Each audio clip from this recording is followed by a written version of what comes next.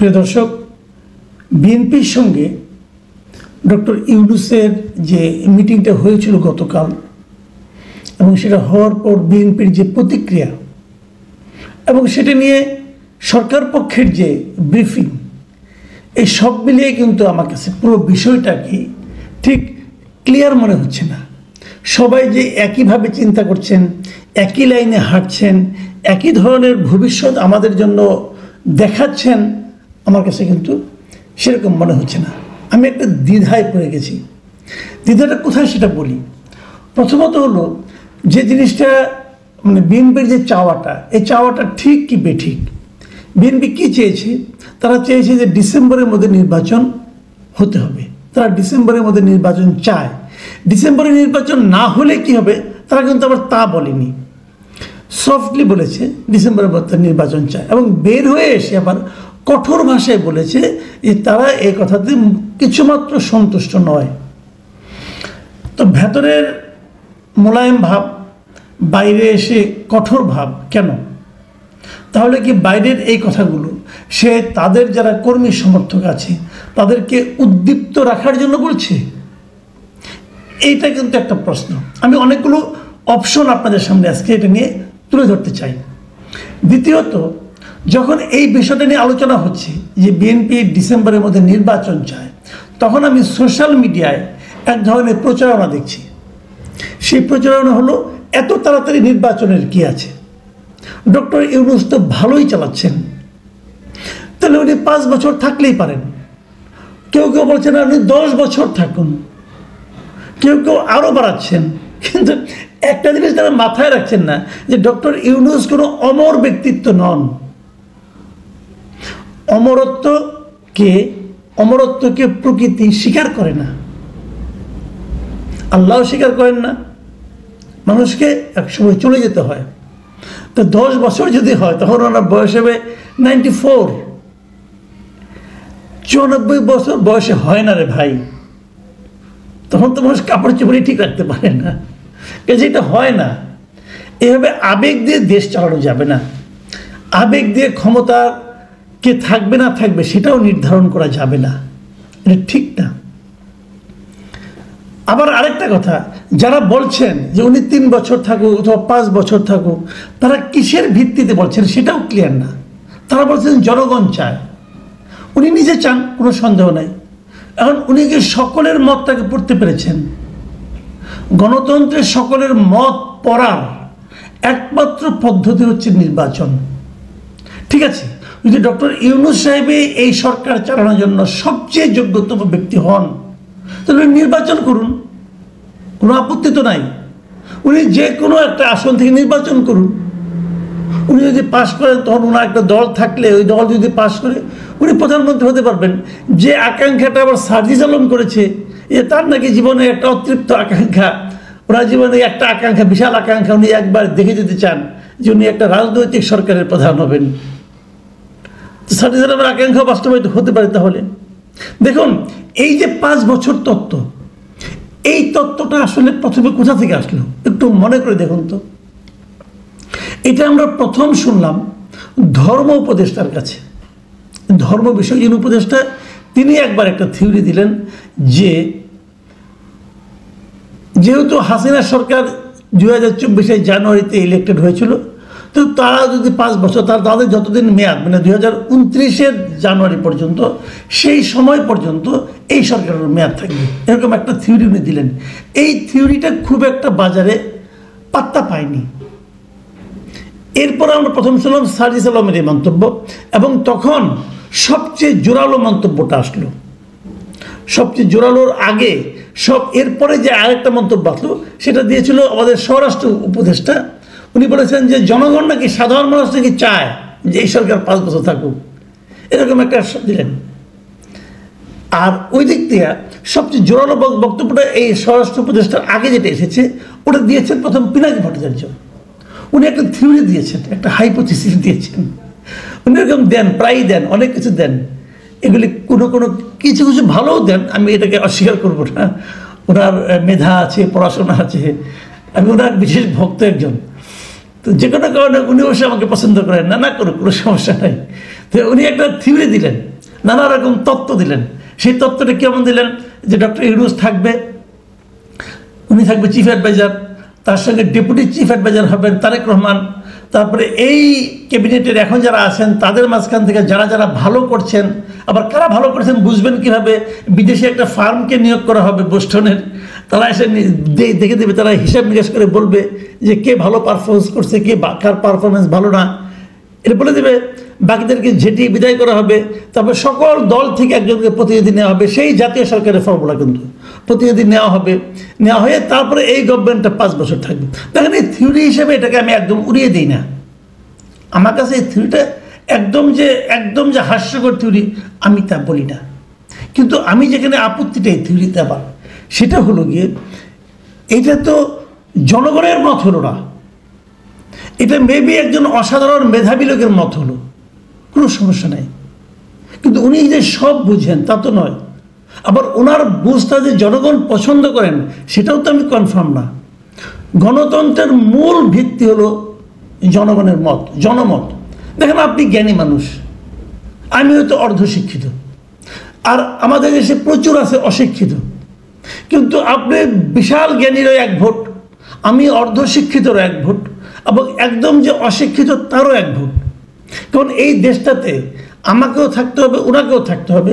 আপনি হয়তো থাকবেন না, আপনি বিদেশ থাকেন, কোনো সমস্যা নাই, আপনি সোনার চামচ নিয়ে পৃথিবীতে আসছেন, ভালো জায়গায় চাকরি করেন, আপনি না আসলে চলবে। কিন্তু কৃষকটা দেখেন থাকতে হবে। ওই কৃষকের যে বুঝ, ওই বুঝটা দয়া করে আপনারা বুঝেন না। কৃষকের বুঝ কৃষককে বুঝতে দেন। আপনি কৃষককে ইনফর্ম করতে পারেন, কিন্তু সেটা গ্রহণ করা না করাটা কৃষকের দায়িত্ব। কৃষক যদি পান্তা ভাত খেয়ে আরাম পায়, তাকে আপনি স্যান্ডউইচ খাওয়ায়েন না, প্লিজ খাওয়াইতে যায়েন না, এটা তার হজম হবে না। তার স্যান্ডউইচও হজম হবে না, বার্গারও হজম হবে না। সে পান্তা ভাতেই ঠিক আছে, তার যেটা রুচি, তার যেটা টেস্ট সে দেখবে। আপনি অফার করতে পারেন, জোর করেন না তো, আপনি অফার করতে পারেন, কিন্তু সেই অফারটা সে গ্রহণ করলো কি করলো না, বোঝার উপায় কি? ইলেকশন দেন। ওই যে ডক্টর ইউনূসকে রাখতে চান, তাহলে এরকম একটা ডক্টর ইউনূস সাহেবকে সামনে রেখে একটা প্রস্তাবিত এরকম একটা দল করেন, উনি তার মাধ্যমে ইলেকশন দিয়ে জনগণের রায় চান। ভাই ডেমোক্রেসিতে, গণতন্ত্রে জনরায়ের চেয়ে বড় কোনো প্রমাণপত্র হয় না, সেটা আমাদের লাগবে। সেটা না হলে অন্য আলাপ করে লাভ নেই। কিন্তু ওই যে আগে বলেছি যে পিনাকি সাহেবের, ইলিয়াস সাহেবের, এদের কিন্তু অনেক ভক্ত বালক আছে, মানে অনেকটা পীর সাহেবের মতো। পীর দিয়ে যেটা হয়, পীর যেটা বলে তার ভক্তের পক্ষে কোনোদিনও ওটাকে অস্বীকার করার কোনো উপায় নাই, তাহলে তার মুরিদগিরি থাকবে না। তো এরকম অর্ধশিক্ষিত অনেক মুরিদ আছে ভাই, অর্ধশিক্ষিত কিন্তু অশিক্ষিতর চেয়ে ভয়ঙ্কর। তো মুরিদরা আছে, আর মুরিদরা ওটা নিয়ে এখন নাচতেছে, ডক্টর ইউনূসকে 5 বছর রাখতে হবে, এবং উনি ভালো চালাচ্ছেন। আবার কোনো মুরিদ বেশি তারা এইটা আনুগত্য প্রকাশ করার জন্য 10 বছরের থিওরি দিচ্ছেন, এগুলি পাচ্ছেন।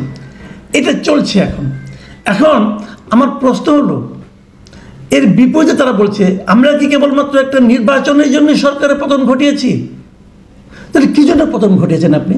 আমি এই প্রশ্নটা করতে চাই, আপনি কী জন্য পতন ঘটিয়েছেন? আর পতন কিন্তু আপনি একা ঘটান নাই, মনে রাখবেন, আপনি যেই হন না কেন, আপনার একটা ভূমিকা ছিল। পিনাকি ভট্টাচার্যের ভূমিকা ছিল, ইলিয়াস হোসেনের ভূমিকা ছিল, সকলেরই ভূমিকা ছিল।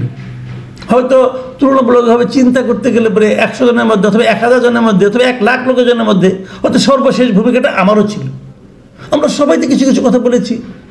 যে কৃষকটা হাসিনাকে একদিনেও মানে একটু হলেও হালকা করে গালি দিয়েছে, অথবা বলেছে এই সরকার চাই না, তারও ভূমিকা ছিল। সকলের সম্মিলিত ভূমিকা মিলেই কিন্তু হাসিনার পতনটা হয়েছে। কাজে পতনটা সবাই ঘটিয়েছে। আচ্ছা ঠিক আছে, আপনারা নির্বাচনের জন্য পতন চান নাই, কী জন্য চাইছেন? সংস্কারের জন্য? ওকে, সংস্কারের জন্য আমি তাও মানতে রাজি আছি। আপনারা কী সংস্কার করবেন, কাকে দিয়ে সংস্কার করাবেন? যে সমস্ত সংস্কার রিপোর্ট আসছে এর মধ্যে, যারা এই রিপোর্ট তৈরি করেছে তারা সবাইকে এই ক্ষেত্রে সর্বোচ্চ সক্ষম ব্যক্তি। ভাই আমি বাংলাদেশে থাকি, আমি তা মনে করি না। এদের মোটামুটি 80%কে আমি চিনি, আমার কাছে এরকম মনে হয় নাই। রিপোর্টগুলো আমি দেখেছি, আমার কাছে এরকম কিছু মনেও হয় না যে আহামরি কিছু এগুলি বাস্তবায়ন করলেই সব কিছু হয়ে যাবে। তারপরেও কথা আছে, আপনার এই রিপোর্টগুলি বাস্তবায়ন করবে কে? বাস্তবায়ন করার জন্য তাকে সরকার লাগবে। যে সরকার আসবে আগামীতে, যদি সেই সরকার এগুলি বাস্তবায়ন করতে, সেই সরকারে যারা প্রতিনিধি আছে, যারা সেই সরকারের মাধ্যমে যারা নাকি নির্বাচিত হবে জনগণের কাছ থেকে, সেই জনপ্রতিনিধিরা, তারা যদি এটা মানতে রাজি না হয়, আপনি বলবেন তাদেরকে যে অঙ্গীকার করিয়ে নেওয়া হবে। আপনি কি এখন শিওর যে ওই দল, আপনারা তো ওটাও চাচ্ছেন, আপনারা তো ওটাও চাচ্ছেন যে দলের সিদ্ধান্তই চূড়ান্ত না, জনপ্রতিনিধিদের সিদ্ধান্ত চূড়ান্ত, এই 70 অনুচ্ছেদ বাতিল চাচ্ছেন আপনি। তাহলে দল আজকে অঙ্গীকার করলো, কিন্তু তার প্রতিনিধিরা যদি না মানে, তাহলে কেমন করে পাশ করাবেন ভাই? এই সমস্ত হলো ইউটোপীয় কথাবার্তা, এই সংস্কার আগে তারপরে নির্বাচন, এগুলো মানে জাস্ট ইউটিউবে মানে কিছু একটা বলতে হবে, বলার জন্য বলা, এগুলো কোনো অর্থ বহন করে না। এবং এই সমস্ত বিদেশি নাগরিক যারা বিদেশ থেকে এসে, আমেরিকা থেকে এসে, আমেরিকা 20-25 বছর ধরে থাকে, তারা আমেরিকা থেকে এসে আমাদেরকে সংস্কার করে দিবে আর তার ফর্মুলায় আমি চলবো, এটা হয় না রে ভাই। সে সকালে পান্তা ভাত খায়, সে কি বুঝবে আমাদের সম্বন্ধে, আমাদের মন মানসিকতা রুচি সে কি জানে? সে তো এই দেশ থেকে বিচ্ছিন্ন হয়ে গেছে নিজ দায়িত্বে, ওটা তো চয়েস, বাই চয়েস সে আমেরিকার নাগরিক, তাদেরকে জোর করে আমেরিকার নাগরিক বানায় নাই। তার মানে সে এই দেশকে ত্যাগ করে, এই দেশের নাগরিকত্বকে অবহেলা করে, উপেক্ষা করে, অথবা এটাকে নিষ্ক্রিয় করে সে ওটা সে নাগরিকত্ব নিয়েছে। সে এই দেশকে সম্পূর্ণ ভালোবাসে না, সে আংশিক ভালোবাসার ভান করে। এই সমস্ত অভিনেতাদের আমার দরকার নাই, পরিষ্কার কথা, আমার দরকার নাই। এদের সংস্কার আমি মানি না, এবং এদের সংস্কার দেশের অনেকেই মানে না। ডক্টর ইউনূস তাদেরকে ভালোবেসে নিয়ে আসছেন, ডক্টর ইউনূস এই কাজটা খারাপ করেছেন। তারপরে আপনারা বলছেন উনি তো ভালোই চালাচ্ছেন। আপনি কি ভালো চালাচ্ছেন ভাই? আমি একটা ভালো উদাহরণ দিই। গত 4 মাসে সয়াবিন তেলের দাম 2 দফা বেড়েছে। প্রথম দফায় 7 টাকা প্রতি কেজিতে, দ্বিতীয় দফা লিটারে 14 টাকা। কেন বেড়েছে? সারা দুনিয়ায় কি এই রেটে বাড়ছে? তো খবর নেন। এই ভালো চলছে, ওই বলে বলে বেশি দিন চালাতে পারবেন না। ওই যে হুজুকে যে আপনার মুরিদরা বলবে হ্যাঁ খুব ভালো চলছে, খুব ভালো চলছে, যারা বাজার করে, বাজারে যায় প্রতিদিন, তারা জানে কি ভালো চলছে, কোন ক্ষেত্রে ভালো চলছে বলেন না, বলেন কোন ক্ষেত্রে ভালো চলছে? আইন শৃঙ্খলা ভালো চলছে, বিনিয়োগ বেশি আসতেছে, উন্নয়ন বেশি হচ্ছে। আমরা যে উন্নয়ন নিয়ে অনেক চিল্লাচিল্লি করতাম যে উন্নয়ন উন্নয়ন বলে তসবির টিপো, আমিও বলতাম উন্নয়নের উন্নয়ন এবং গণতন্ত্র পরস্পরের বিকল্প না, এটা আমরা বলতাম। তাহলে এখন সংস্কার আর গণতন্ত্রকে পরস্পরের বিকল্প? তাও তো হইতে পারে না। গণতন্ত্র সবচেয়ে আগে, আর উন্নয়নকে আমরা এত দেখে ঘৃণা করছি, সেই উন্নয়ন কি দরকার নাই রে ভাই? দরকার তো আছে। হচ্ছে কোন উন্নয়ন কর্মকাণ্ড এখন? একটা দেখান তো কি উন্নয়ন কর্মকাণ্ডগুলো হচ্ছে, যেগুলি হাসিনা আমলে চলছিল সেগুলো তো আমরা অনেকগুলো শেষ করতে পারেন নাই, আটকে আছে। তাহলে ওগুলো বলে লাভ নাই। সবচেয়ে বড় কথা হলো ডেমোক্রেসি চাই আমরা। আগে ডেমোক্রেসি, তারপর আপনি সংস্কার করেন, তারপরে আপনি উন্নয়ন করেন, তারপরে আপনি সব করেন। আর এই থিওরি যারা দিয়েছেন প্রথম, যে 5 বছরের থিওরি, ওনাকে 5 বছর থাকতে হবে, না থাকলে দেশ উচ্ছন্ন যাবে, হ্যান যাবে, ত্যান যাবে, এই থিওরি যারা দিয়েছেন তাদের মতলবটা আমরা আসলে একটু বোঝার চেষ্টা করব। আজ অনেক লম্বা হয়ে গেছে, আজকাল বলবো না, আগামী দিন তাদের এই মতলবটা কি, কেন তারা এরকম করছেন, সেটারও একটা কারণ কিন্তু আছে। সেটা নিয়ে আমি আমার মতো করে ব্যাখ্যা করব, ভালোটা না লাগা আপনাদের ব্যাপার। প্রিয় দর্শক, এখন এ পর্যন্তই। আল্লাহ হাফিজ।